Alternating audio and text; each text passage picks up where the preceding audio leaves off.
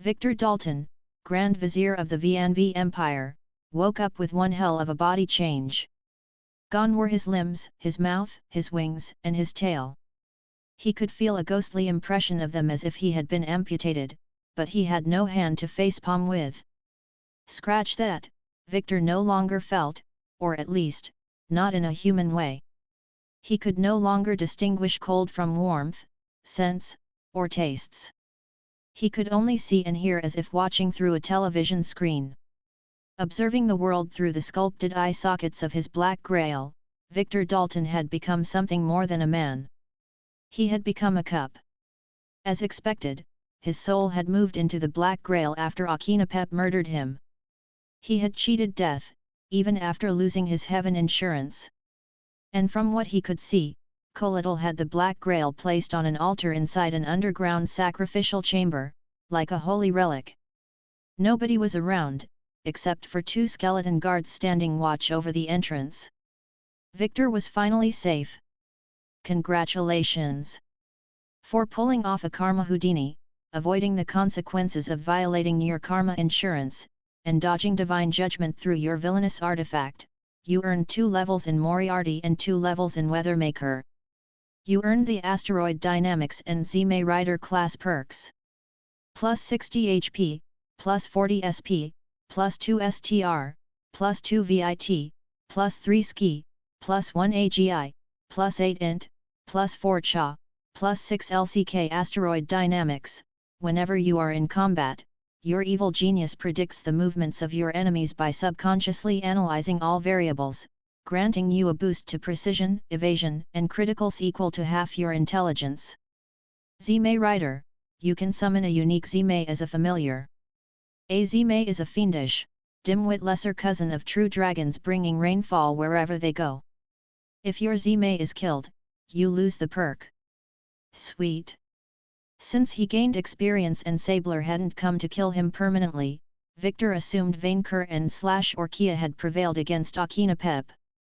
He hoped there weren't too many casualties. Wait, he could gain stat boosts as a cup? Without a body? Hey, interesting. Could it be that the stat increases, perks, and system benefits were linked to his soul, instead of his body? Hello. Victor attempted to talk to the skeletons, but no sound came out. Not even a telepathic contact of any kind. Take me to El Dorado, and I shall grant you more power than you can possibly imagine. The skeleton guards ignored him. And here he thought that diabolical whispers was a feature of all evil artifacts. He attempted to call for help through Scarlet Study and came back with a system screen. Usage of perks impossible while inhabiting improper vessel. He would have to solve that design flaw next time. Thankfully, he could still control all the Arisen his Black Grail had created, enthralling them to do his bidding. He just needed one to bring him to El Dorado, spray his ashes with black blood, problem solved. Now that he thought of it though, did enthralling sentient beings count as slavery? Even if they literally owed their unlife to him, and that it was only for one task? Considering Vainqueur's own stance in the matter, he had to tread carefully with it. Victor decided he would just send a telepathic SOS message through their bond, and hope his undead creations would feel grateful enough to help. Minions. Minions. Nearest Arisen, 15 kilometers. Only 15 kilometers? Had he raised new undead during his drug trip in Kukulkan? Victor hesitated to call that good but thanked his luck all the same as he called out for rescue.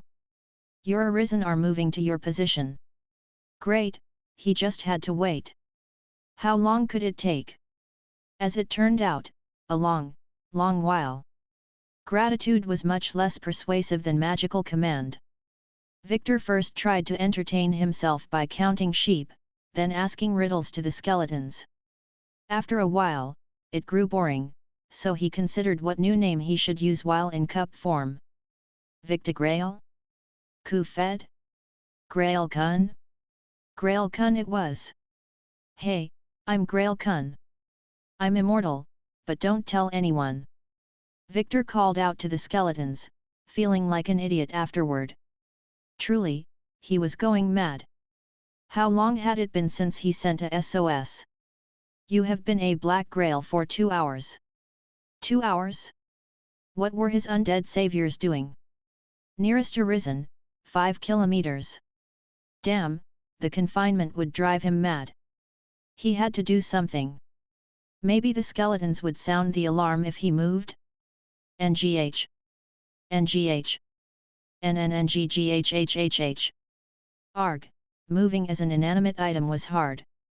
No wonder the One Ring became such an asshole. Victor felt like a quadriplegic. Finally, using all of his willpower, Grail Kun managed to tip himself over, falling from the altar. Freedom!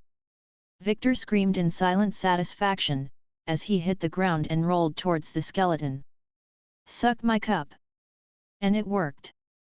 The skeleton glanced down at Victor, seizing him gently, and then put him back on the altar before returning to its post.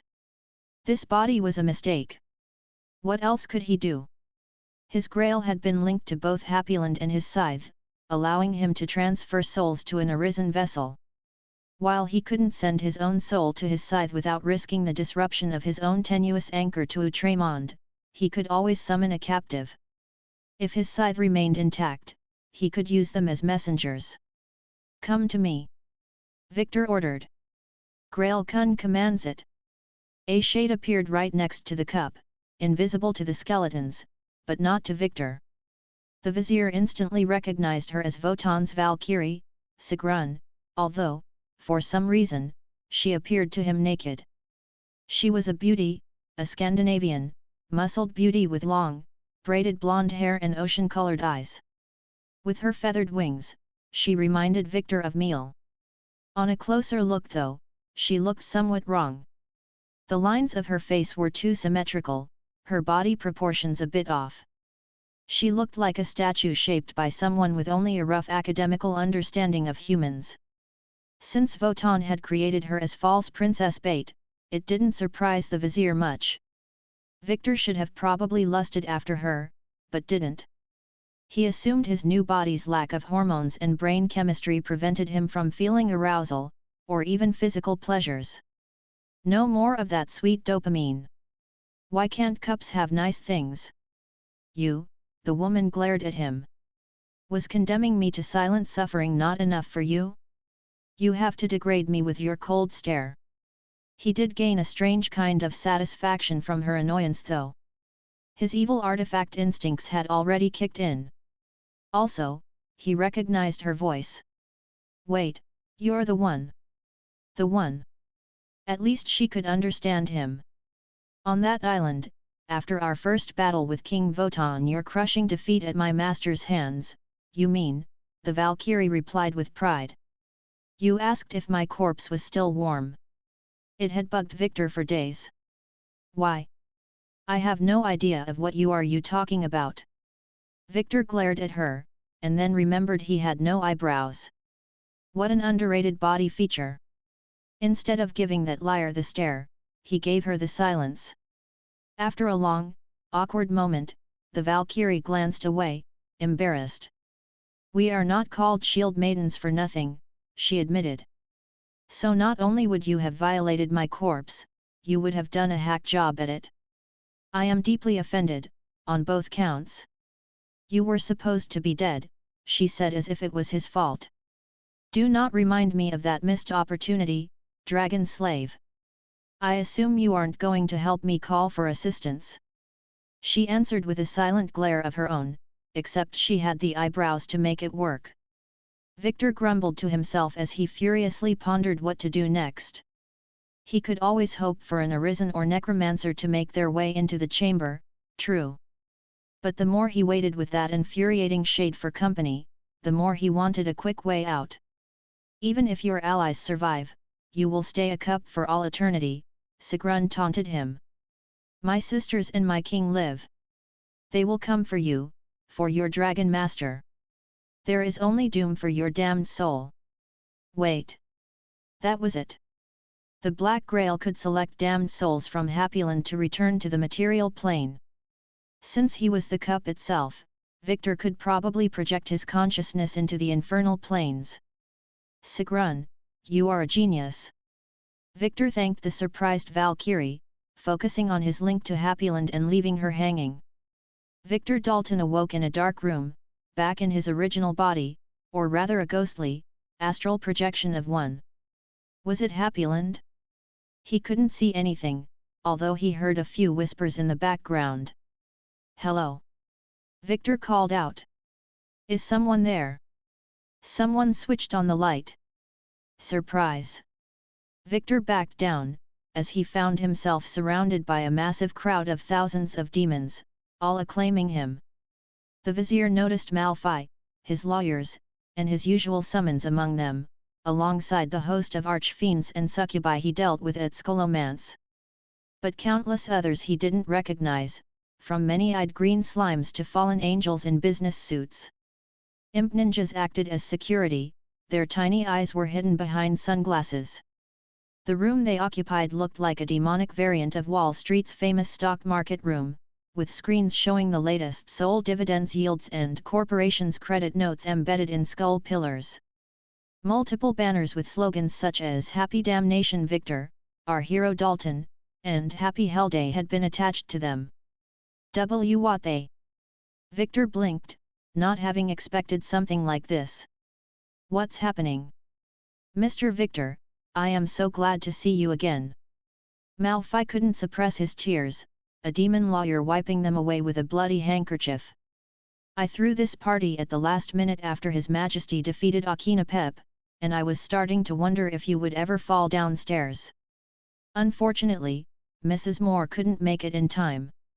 "Gentle fiends!" the biggest demon in the room clamored, silencing everyone. Victor recognized the entity, a massive, crowned black fly human hybrid, as the dreaded Beelzebub. "Your attention please." The Fly Lord raised a cup of bloody champagne and started an inspiring speech. "You all know me as Beelzebub, CEO of Infer Corp and honorary chairman of the Corporate Overlords Board. I have been, to some of you, a boss, a father, a competitor, or a cutthroat challenger. In one case, all at the same time. But tonight is not the time for rivalries in Solwell Street. Tonight is a friendly Sabbath for all of demonkind, where we can all celebrate our collective achievements. Thanks to our efforts, we have lowered the average age of work on the material plane to 6 years old. We created millions of jobs for children everywhere." The demons clapped, while Victor stood there, his mind unable to compute the scene before him. "Thanks to our progressive policy of constantly lowering mortal salaries, we managed to achieve man-woman equality of wages. I could go on, talk about how our rebranding increased our damnation conversion rate by 50% or this year's historical SOL dividends. I will do none of that. For today, we gathered to acclaim one, who is a hero to us all." The Fly Lord raised his glass to the vizier. "All of us, a round of applause for our shareholder Victor Dalton." The crowd acclaimed him instantly, their warm congratulations deafening. Thanks," he said, completely lost. "For your extraordinary act in the service of Happyland, the Board of Corporate Overlords unanimously decided to grant you the Medal of the Order of the Fly, the highest decoration known to demonkind." The Fly Archfiend approached Victor and put a winged cross medal on his ghostly chest, while the cheers redoubled in intensity. "You are a hero, Mr. Dalton, and you will always be welcome among us." What the Happyland did he do? Definitely something terrible. Afterward, the Demon Lord called for an orgy, and trumpets resonated through the market room. Lines of naked succubi and their male counterparts, the incubi, walked into the marble-paved hall, playing instruments or carrying golden plates full of drinks, toasts, and cocaine. With a completely clueless Victor in the middle of it all. Demons swarmed to the vizier like a horde of groupies, so many at once that he could barely make sense of their words. Some congratulated him, one offered him drugs, a few offered alliances, and a fiendish slime even asked to bear his child. "Get away from me," the chief of staff shouted, confused and lost. "I only want fresh air." Immediately, his summons formed a ring around him and pushed away most of the crowd, allowing him to breathe at last. Only Malphite could get past the safety cord. "Congratulations, Mr. Victor." The bug fiend handed the vizier a glass of bloody champagne. He also noticed a demon lawyer sniffing cocaine off a succubi's breast in the background. "I had that gut feeling you would become Happyland's greatest champion, and by mammon did you shatter all my expectations." "What did I do?" Victor asked. "Is it about heaven? What did I do to heaven?" Malphite still threatened to cry in joy but managed to keep his composure this time. "They gave up." Victor froze. "They gave up. The angels gave up." Malphite replied cheerfully, before finally realizing his associate didn't get it. "The pigeon. She tried to stop you when you undressed in public. Don't you remember?" No, he didn't even know Miel had attended the party. It made sense in hindsight since Vainqueur had activated Golden Road to bring reinforcements. "But then you put her right in her place by revealing your insurance fraud to everyone." Malphite relished in the memory. "She slapped you many times in return, but you seemed to enjoy it very much." "Oh, gods!" The vizier vowed to apologize to Miel after this mess. As usual for fraudsters, the pigeons arrived in mass to smite down the wicked one. Many demons chuckled in the background. "And you beat them all." "I beat up angels." If the insurance fraud hadn't barred him out of heaven, that part certainly did. "Yes. And then you revived them with your black grail to apologize." By now Malphite could barely make coherent sentences, laughing in the middle of his sentence.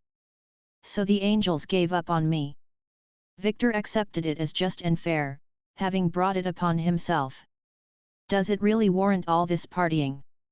"You don't get it, Mr. Victor," one of Victor's Merilith bodyguards said, clearly struggling against her mirth. "You raised angels with your black grail. But," Victor finally got it. "The black grail can only raise souls bound to, as it turns out," the Merilith began to tear up. "Angels go to hell when they die."